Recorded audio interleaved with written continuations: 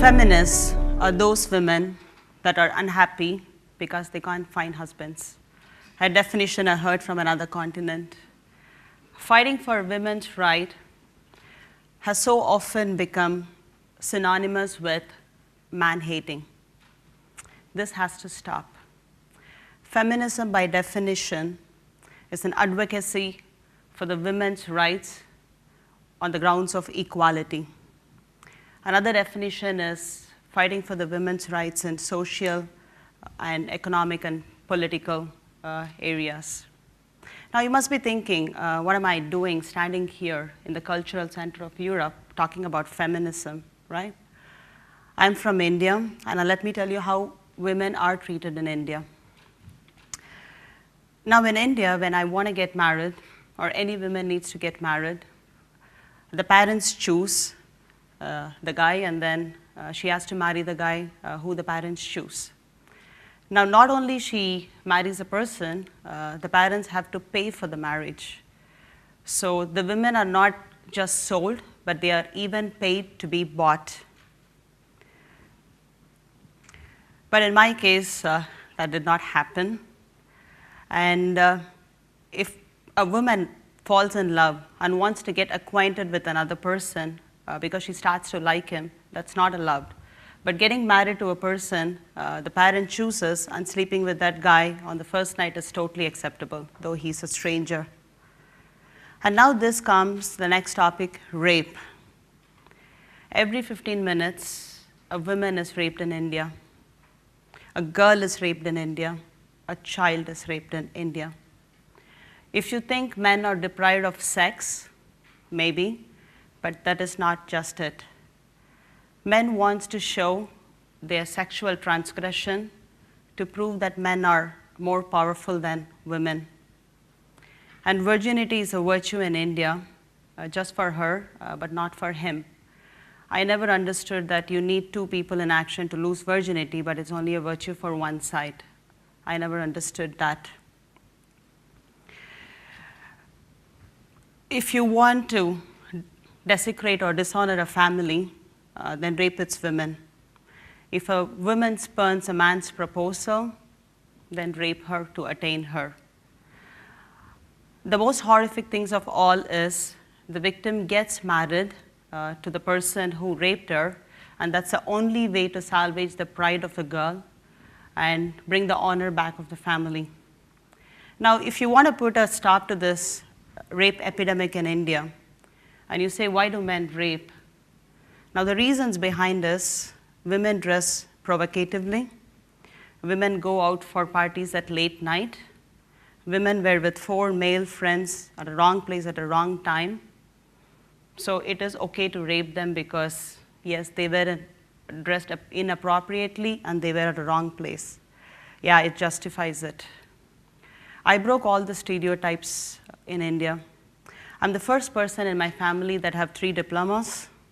I'm the first person to have married out of my religion, my race, and my country because my husband is Hungarian. I was the first person in my family to travel out of the country. Now, my dad was an alcoholic, and my mother suffered due to his addiction. He's a great person. He loves me. I love him, but addiction is addiction. Now, my mother wanted to get out of this, but she had 2 children, me and my brother. My mother had to leave her job because my dad instructed her to do so to take care of him and the kids. Now she has no job, she has no money, she has no support. So she didn't have a choice to come out of that marriage. She had to live with an alcoholic for a very long time. Now what she became is she became a submissive person, and that was my childhood. I saw my mother submissive to anything because she didn't have a way out. Now what I told myself when I grew up is I would be anything but submissive. I will not be submissive to a man. I want my life to be defined by myself. So my dreams, my career, my marriage, my education, everything was defined by me. Probably I was lucky, or I made a good choice. I have a very empathetic husband who loves me, who respects me, and we have no boundaries. Now this gender equality, is it only for women?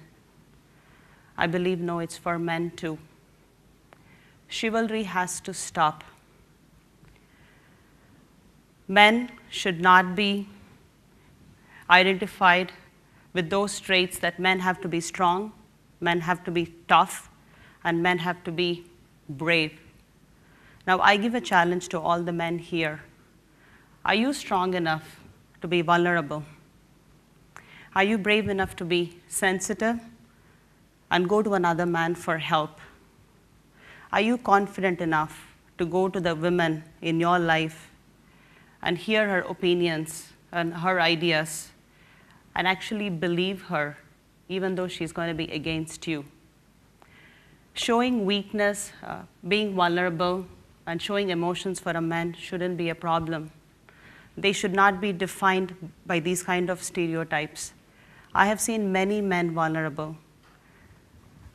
No man should be defined to man up and internalize their problems until they end up mad or commit suicide. In UK, more than 46% of the men in the death toll is because of suicides and because of stress, and they are not unable to show their vulnerability. That should not be the case for men. So I would say for all the men there, you don't have to control, and hence women won't have to be controlled. You don't have to be aggressive to show your masculinity, so women don't have to be submissive and start a feminist movement. Oprah Winfrey once said, "You become what you believe, not what you want or what you like."